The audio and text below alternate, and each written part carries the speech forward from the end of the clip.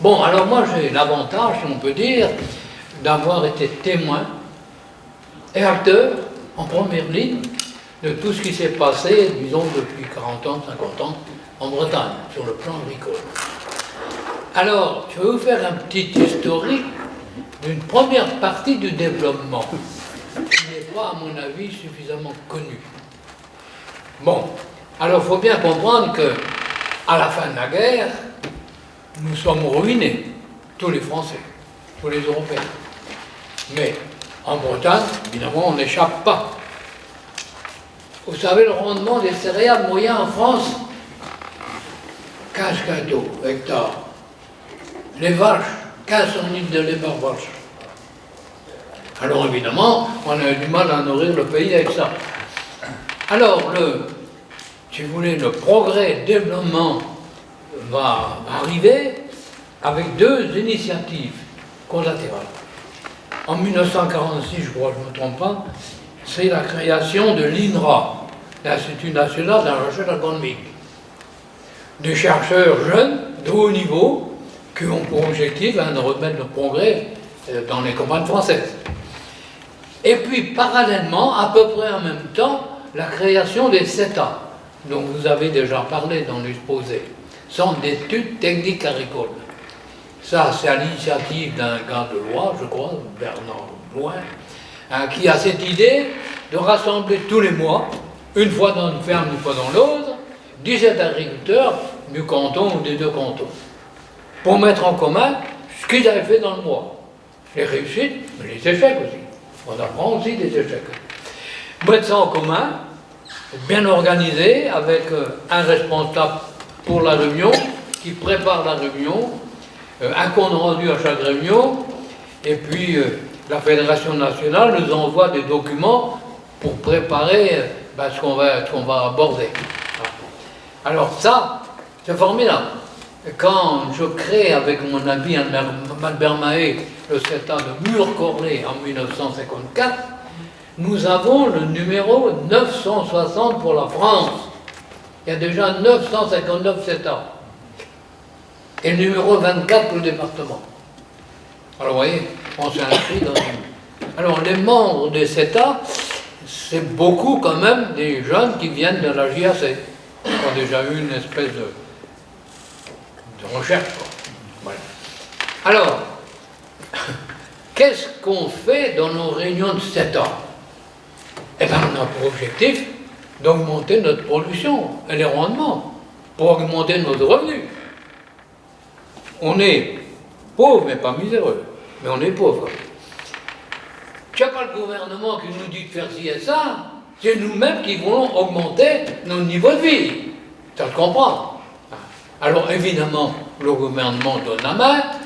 Par exemple, il faut savoir que les transports de scories tomates de Lorraine et les potasses d'Alsace étaient payés en partie par le gouvernement.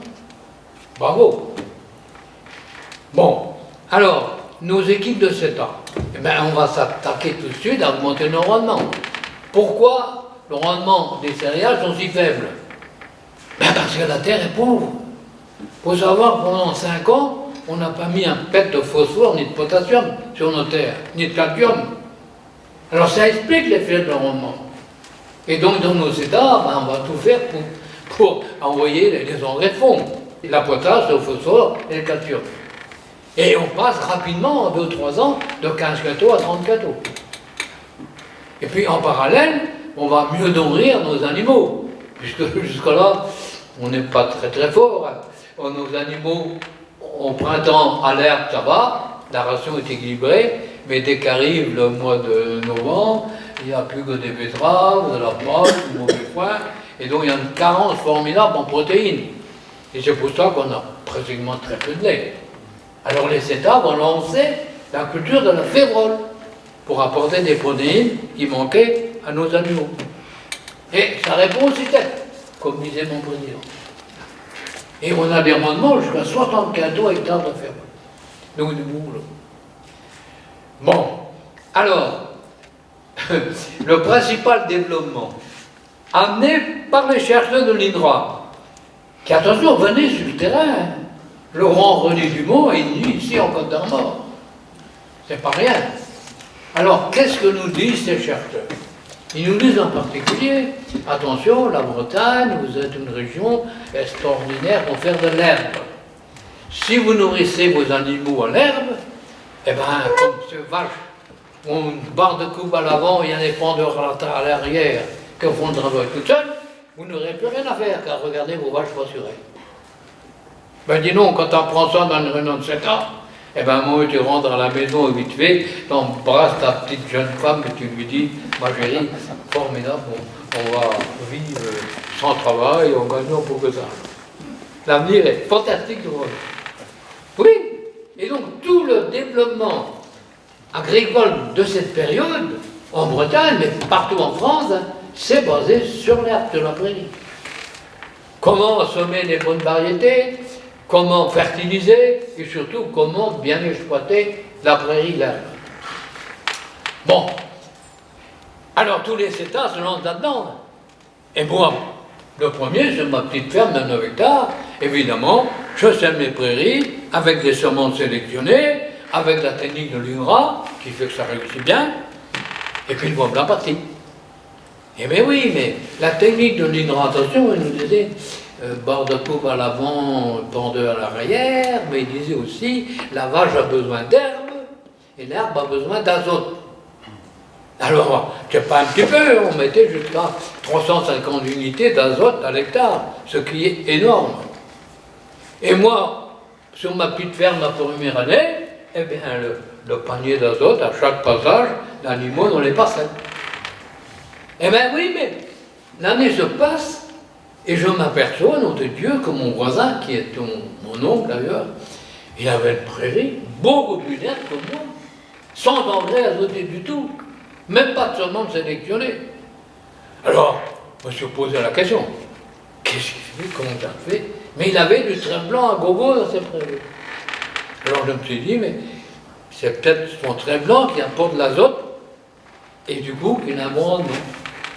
Alors, quand j'étais dans mon CETA, évidemment, j'en fais part de mes observations au CETA. Et on décide, l'année suivante, au printemps suivant, de tester. On va laisser des parcelles sans azote, avec du trait blanc, et d'autres parcelles azotées, comme on le faisait avant. Technicien de la chambre qui nous suit, tous les mois dans nos exploitations, et dès le mois de juin, il nous dit, ben non, vous avez plus d'herbe, là où vous n'avez pas mis d'engrais azoté, grâce au trait blanc. Si bien que peu à peu, le CETA de Corlay va se faire connaître pour ses prairies à base de trait blanc. Et comme on est fédéré dans les 24 CETA ou 25, et bien évidemment tous les autres États sont au courant de ce qu'on fait. Et les chercheurs de l'Hydra viennent voir sur place comment que ça se passait au CETA de Corlay. Et ces chercheurs qui sont pas cons, les chercheurs, eh bien, ils nous disent quand même, mais attention, il ne faut pas mettre en cause vos résultats, vous avez des prix magnifiques, mais attention, région de Corlay, peut-être pédoclimatique exceptionnelle. Et c'est grâce à la région de Corlay que vous avez ces rendements et que vous n'aurez pas ça partout. Mais, dès l'année suivante, à Quimper, dans la station expérimentale, ils mettent en route l'autre expérimentation. La moitié de la surface en prairie très blanc, l'autre moitié en prairie azotée. Et au bout de 4 ans, ils font un rapport, on a plus d'herbe sans engrais azoté. Voilà. Et alors évidemment, le CETA de Corlay devient célèbre, et moi, par-dessus le marché, encore plus que les autres.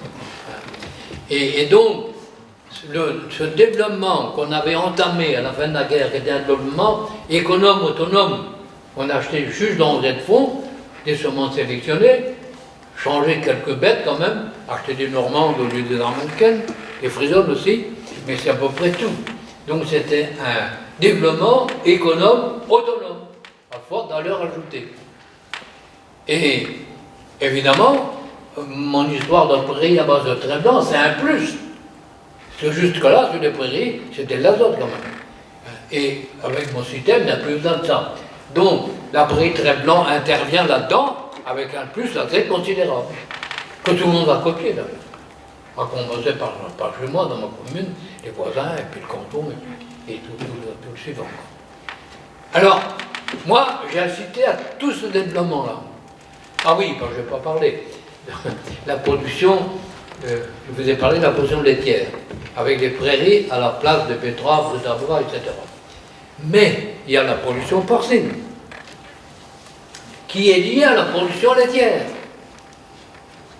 Les porcs, l'alimentation protéine des porcs, c'est de les crémer qui restent sur la ferme. On ne pouvait pas vendre de lait entier. La coopérative ramassait la crème ou le beurre. Donc le petit lait restait sur la ferme. Et c'était l'alimentation protéine des porcs.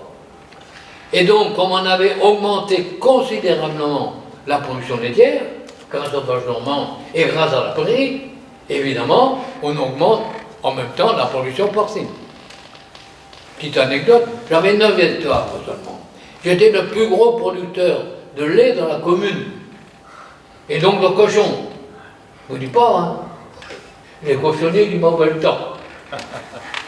Bien.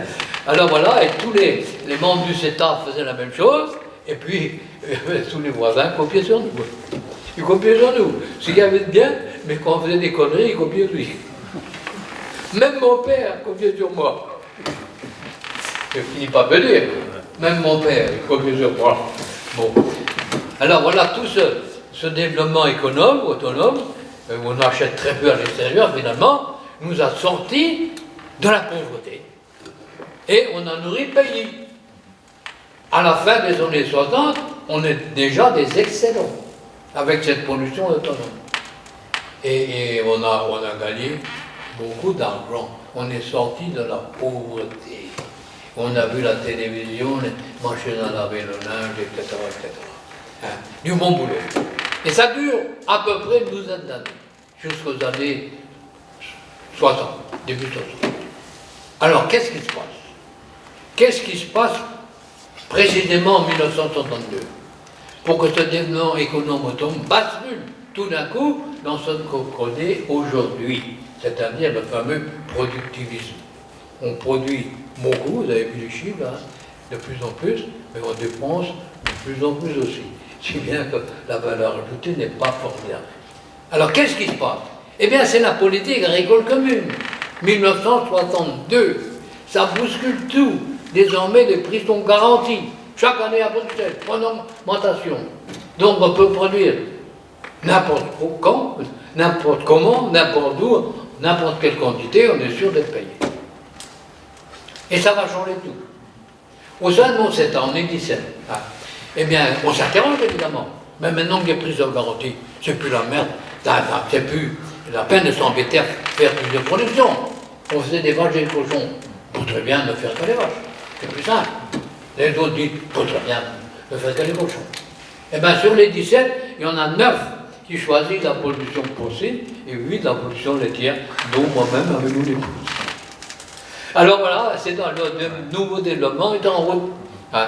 Et les producteurs, pour les vaches, il n'y a pas de problème, parce que nos vaches sont nourries avec la prairie, on va se traîner, on a de problème. Mais les cochons, ils n'ont plus de lait crémé. Pas de problème. La politique agricole commune autorise l'importation du soja américain au prix mondial, sans taxe. Donc, le soja plus un petit chouillard de farine de viande que de poisson, ça vous remplace le lait crémé. Et donc les producteurs porcins développent leur production, toujours avec des betteraves danoises, l'orge produit sur la ferme, et le composé ajouté, c'est seulement ça qui est ajouté. Alors, au mois de septembre, réunion générale avec le comptable, et tous les comptes sont pas sur la table, mais sur un tableau. Le haut du tableau, c'est les meilleurs résultats. En bas, c'est les moins bons. Eh bien, mon Dieu, les producteurs de lait, ils sont tous en bas du tableau, et les producteurs de cochon, tous en haut. Alors, ils gagnent beaucoup d'argent, ça marche bien. Ça marche tellement bien que les techniciens coopératifs, ou autres, arrivent les voir. Mais vous gagnez beaucoup d'argent avec vos 50 truies. Vous en feriez 100. Vous en auriez tout. Alors en avant pour les 100 truies. Vous savez, il n'y a pas de problème. Le Crédit Agricole, on sait qu'ils sont prêts à vous prêter de l'argent pour faire une nouvelle porcherie. Et la coopérative, vous avancez là-dedans. Donc vous n'avez pas de problème. Et on a parti pour les 100 truies. Pour les 100 truies, et ça revient seul. Eh bien oui, mais 2 ans après, on apprend que Alexis, notre leader, a contesté. Là-bas, en Vègue, il apparaît-il 500 truies. Mouillage chez Gourvenec, on découvre les 50 truies, et on découvre le caillebottiste intégral. Ces cochons ne sont plus sur la paille, en porcherie danoise, ils sont en modèle hollandais de caillebottiste intégral, le lisier. Et Gourvenel nous veut visiter ça, dit moi j'ai rien à faire, alimentation automatique, à revoir automatique, tous les matins je pars, comme ça, je surveille un peu, et voilà, c'est tout ce que j'ai à faire. Alors tu prends bien en revenant dans le cas, si on ne veut pas comme Gourvenel, qu'on va dépasser. Et donc en avant, et depuis ça a continué comme ça jusqu'aux 10 dernières années. On doublait la production tous les ans. Mais je n'ai pas tant fait fini.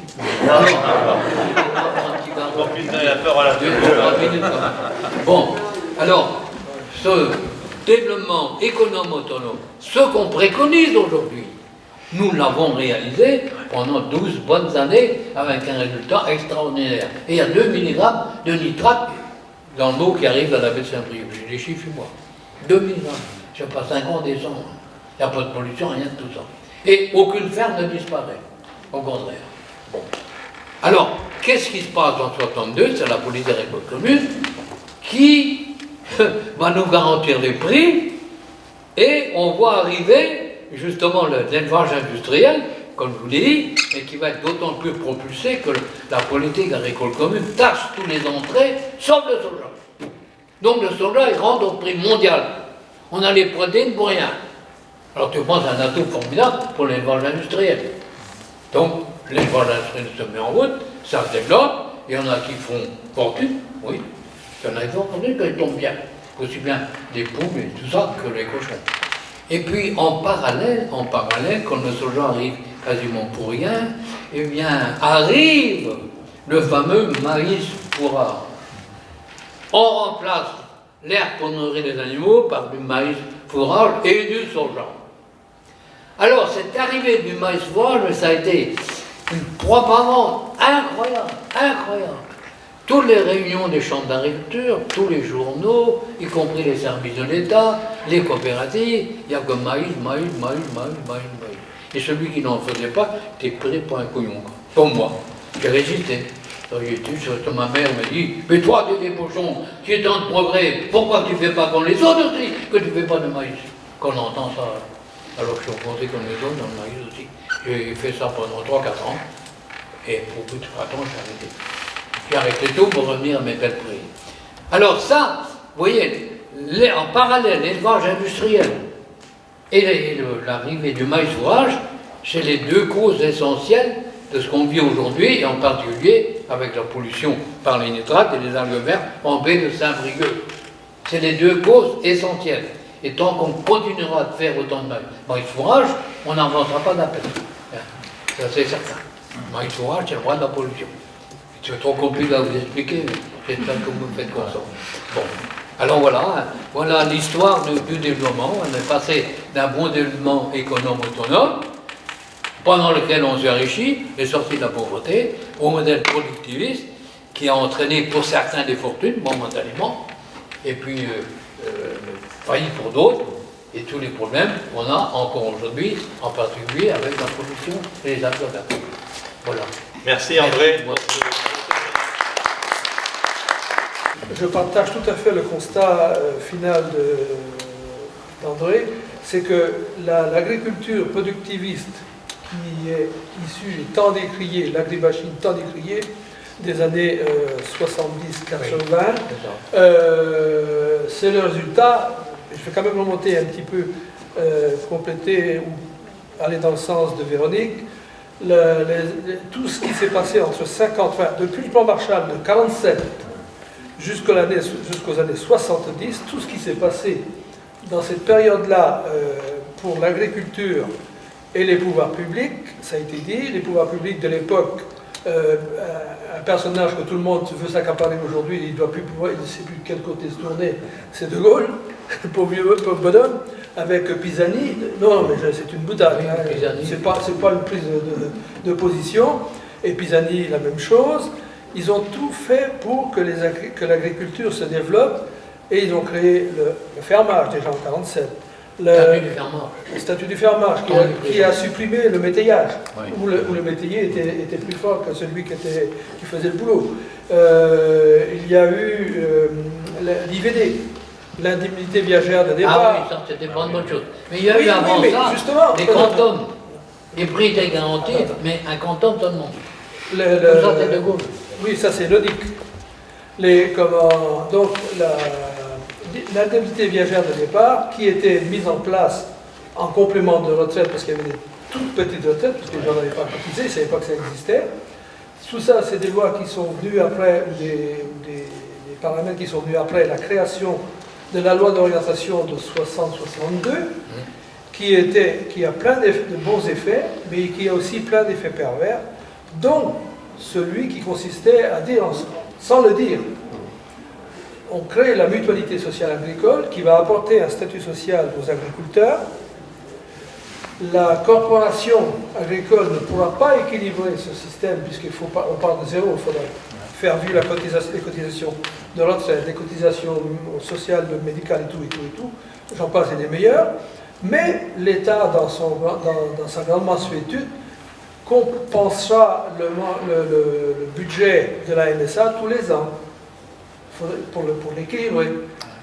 En contrepartie, ça n'a jamais été dit, mais ça a été appliqué toujours, et c'est encore vrai aujourd'hui, à condition que vous acceptiez de nourrir les Français qui avaient faim à l'époque, à bon produit, et surtout pas cher. Voilà. Et donc, ce qui a amené le développement productiviste, de fait, et jusqu'en 70. En 70, les politiques ont décidé que la France n'avait plus besoin de s'emmerder à faire de la production industrielle et tout ça. Il fallait plutôt s'orienter vers les services et vers les services et la consommation.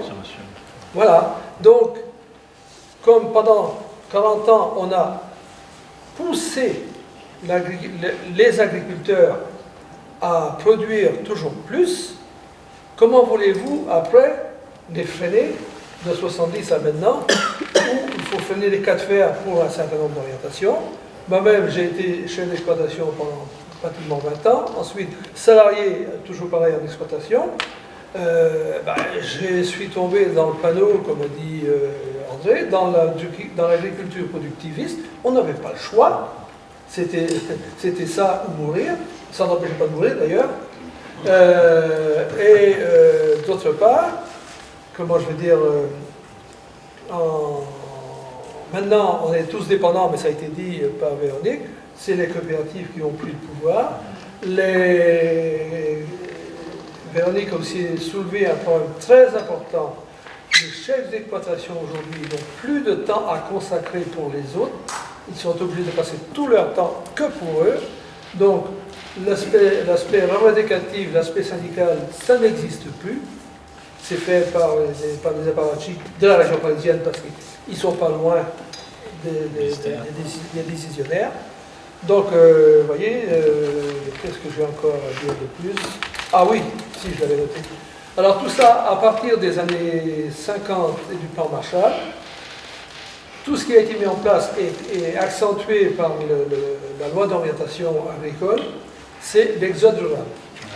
L'exode rural qui a vidé les campagnes.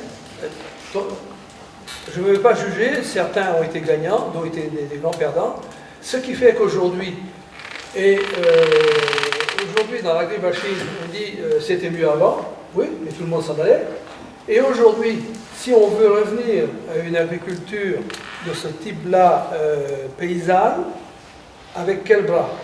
Quand on voit qu'aujourd'hui, dans les cultures qui demandent de la main-d'œuvre, il faut aller les chercher en Bulgarie, en Roumanie et ailleurs. Et bien, même aujourd'hui, même les Bulgares ne viennent plus. Alors, qu'est-ce qu'on va devenir? Alors, d'autre part, quand on parle des cultures alimentaires, par exemple en légumes de conservation, je parle d'un sujet que j'ai connu parce que j'ai fait. Donc, j'étais productiviste. J'ai terminé ma carrière professionnelle en devenant raisonné. Et maintenant, je suis peut-être raisonnable, je ne sais pas. Mais je suis plus en activité. Un instant, je termine. Et donc. Oui, mais je ne sais plus, j'ai perdu. C'était une très belle conclusion. Hein. Je sais plus ce que. Non, mais excuse-moi. Enfin, bref, vous m'avez compris.